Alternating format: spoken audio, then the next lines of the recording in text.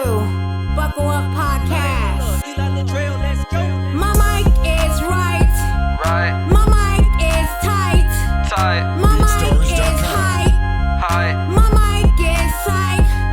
Buckle up podcast. Buckle up Podcast. Buckle up Podcast. Buckle up. My mic is hype. My mic is psych. Psych. My mic is right. My mic is hype. Buckle up. Podcast. Buckle up. Podcast. Buckle up. Podcast. Buckle up. Listen up close, we here to spread the news. Buckle Up Podcast is the voice of the views. So let's talk about topics and points of views. Buckle Up Podcast. Hey y'all, hey, welcome to the Buckle Up Podcast with your host, Shablee McGinnis. I hope everyone is doing well. I hope everyone had a fantastic and blessed Thanksgiving.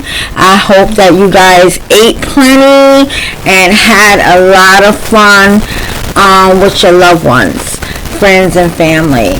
So, let's get started. Thank you for listening, and I have a couple of topics that I want to just jump right into and talk about. So the first topic I want to talk about, I've been watching other podcasts and just getting some ideas of what topics these other podcasts talk about. And I watched one podcast where they had 3 conservative Republicans who voted for Trump, right? So I was just curious about why they felt the way that they felt, and I watched the podcast. So they were talking about how Trump was talking more about policies, even though he doesn't express himself very well. He comes off like, you know, the way that he comes off, you know, very strong and narcissistic, but his policies to protect the country, they all are on board with, and they compared his last term to the current term that we're in for now until Trump takes over.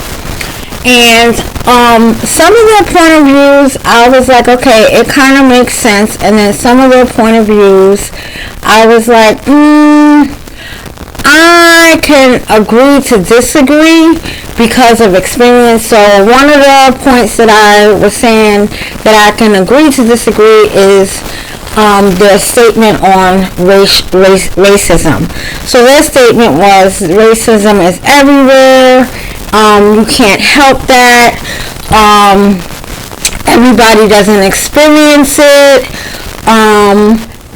And it's just everywhere. It's nothing that we can do about someone's point of view of disliking someone else unless it directly affects you.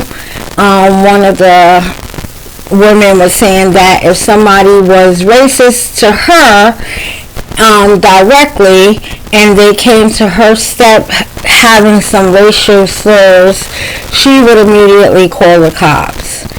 So I kind of I understand and I don't understand. I get it and I don't get it because it's kind of complex, okay? So in my view, because everybody may not see it, but from their point of view and what I try to understand from them was, okay, well, racism does happen everywhere, okay? And we as a people, we need to do something about that. Meaning that us black people need to stick together. You know, black, brown, yellow, we need to stick together when it comes to that, okay? And we need to call it out for what it is. Now, some people may experience it, and some people may not experience it. Okay, I've been in that situation where I've moved south and I did not experience racism, and I lived there for 2.5 years. Okay, then I moved upstate New York, and it's a totally different ball game where I experienced it, where I expected to experience when I lived south. So it kind of culture shocked me to experience that up here, and it was micro racism. You know, being the only black person on the job, having to work equally harder than your counterparts. You know, not being in a diverse setting. You know, and if you're in a diverse setting where it's just two of you, you know, they want to keep you apart. Okay, so that's my experience. But they were trying to say that, you know, it doesn't affect them. It does not affecting their money. It's not affecting how they're living their life. It's not affecting you directly. But where I disagree with them is, look at the police, you know, beating up and stopping black and brown men. You know, the killings of around the country of black men. You know, they said there was a statistic of whites being killed just as much as black people, but it's not polarized in the news. So it's like I agree on some topics with them, and I agree on different topics with them. But I found it interesting to see these ladies' point of view and see what they're talking about, and kind of having an open mind. And I just say that to say, with this January coming, and we're going to have Trump again for president, we just need to pay attention to what he do in government and see how that helps the people or how it may not help the people. So for me, I'm just going to pay attention a little bit more. I'm not really a politics person, but I just want to pay attention a little bit more to see what he does for this country and us as a whole. But I found it interesting that, you know, these ladies have their own podcast, and they were on this other podcast that I watched that was interviewing them, and then they had callers coming up, and some of the callers that was coming up trying to engage and defend voting for Kamala Harris. You could just tell that we need to be a little bit more educated in politics, because these ladies knew their politics, you know. So certain things that, you know, a couple of people were trying to defend, they came back stronger because they had politics and the other person didn't have enough knowledge of the politics. And I was getting upset because I was like, you know what, we as a people need to really do our research in the policies in which we put these people in office. We can't just elect people and not know what they stand for and how they're going to help our community, you know. And that's very important, and that's what I got out of those ladies that are Republican conservatives, that they did their research, you know. And on our end, we really didn't. Well, the people that were commenting on there, we really didn't do our research. There was one person that did her research, and I was so happy to see that she had joined the panel, and she was talking about how, you know, the laws of women reproduction is affecting, you know, everybody in this country, and especially those states that don't participate in legal abortions, even if it's deemed medical necessary. I can't even pronounce it today, but you guys get what I'm talking about. So she kind of like went to bat for that, and there was a common ground with the conservatives with that. But I just found it very interesting, and I wanted to keep an open mind on different point of views, and just I took out of that is like we need to do our due diligence and our homework when we are electing these politicians to sit in these seats. We need to know what they're voting for, what they're not voting for, because it affects us. It has a profound impact on us as a community and as Americans. So that's what I got out of that. And I always say that in every negative situation, if you have an open mind, there's always a positive that come out of it, and you can always take away something from it, even if you don't agree on a stance. And it's good to be able to disagree to agree, without having to be really disrespectful and calling people out of their names, which that didn't happen on the show, but it was a really healthy debate between the two groups of women, and the callers that called in to defend the Democratic candidate. So I just found that really interesting, and I just wanted to talk about that on this podcast, which you guys know that my podcast, we talk about everything,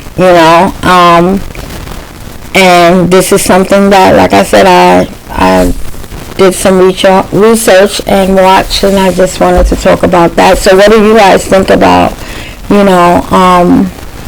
what I just said? So if you have any comments, go ahead and comment what you need to comment about this topic. But I'm going to go ahead and move on to a different topic that I want to talk about, and that I didn't realize that New York State and many other states had an adultery law, which if someone who is married to their spouse and they commit adultery, they go to jail, and that is considered a misdemeanor crime. But just recently, I believe November 11th, our governor here in New York, Kathy Hochul, signed a bill to eliminate that law. So meaning that it's not considered a crime if you committed adultery. So I don't know how I feel about that. I mean, I feel like I don't think they should go to jail. A spouse should go to jail behind that. So I guess that's a good thing. What do you guys think? So you can comment on, the podcast in the comments. But I don't think somebody should go to jail for that. But I think that they should be compensated,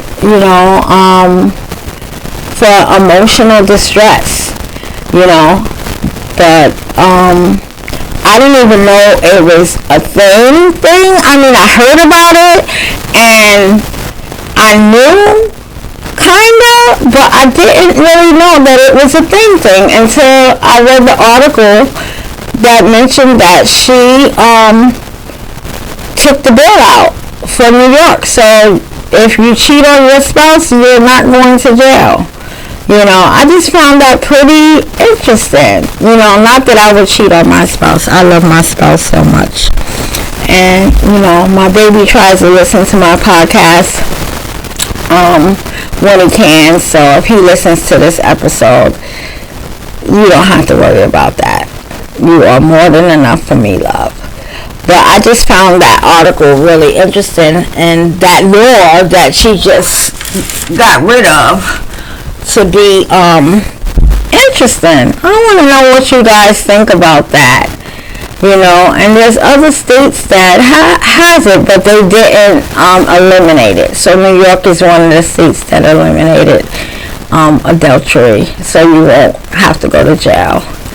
And in the article, it has stated that this woman had cheated on her husband, and they were going to charge her, and they just thought that it was ridiculous to charge her, so they threw the case out.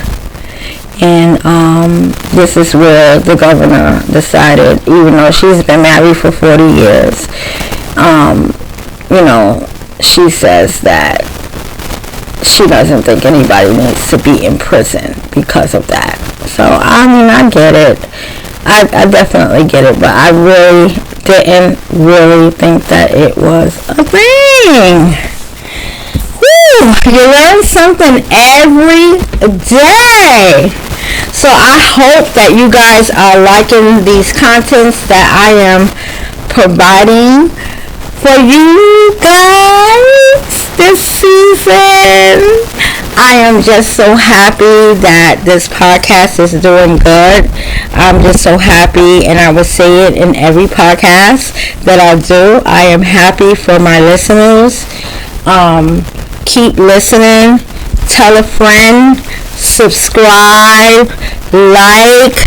And let's get these numbers up so that we can be a success, because I want my podcast to go viral in a positive way that is going to be able to reach a lot of people. And let's make history in a sense, and let's make people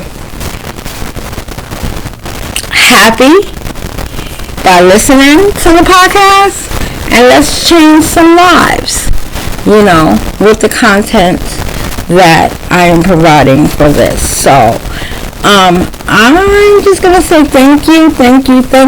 Keep listening, keep sharing, comment, because I would like to know your views. And I'm going to go ahead and end this podcast as I normally do with Luke 22:46.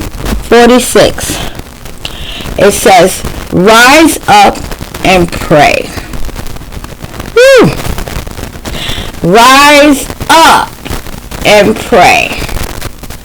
So I'm going to say what this means to me in my spirit. For me, rise up and pray says to get up off your behind and not wallow in situations that you feel you have no control of, and in situations that you don't have any control of, you need to get on your knees and pray. In situations that you do have control of, you need to stand tall and pray for everything that you want to see happen for the greater good. So on that note, I'm going to leave y'all with that. Keep your head up. Keep your shoulders back. Keep your chin up. And keep on walking in your purpose, baby. Goodbye for now.